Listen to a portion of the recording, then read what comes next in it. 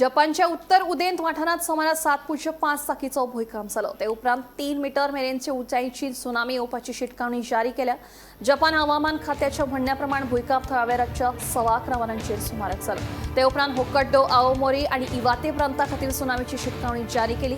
भूकंपाचे केंद्र धडेपासून सुमार 80 किलोमीटर पयस दर्यांत 50 किलोमीटर खोल आशिल्ले। त्या भूकंपात आतामेरेन 30 जाण जखमी जाल्ल्याची माहिती उक्ताडार आयल्या।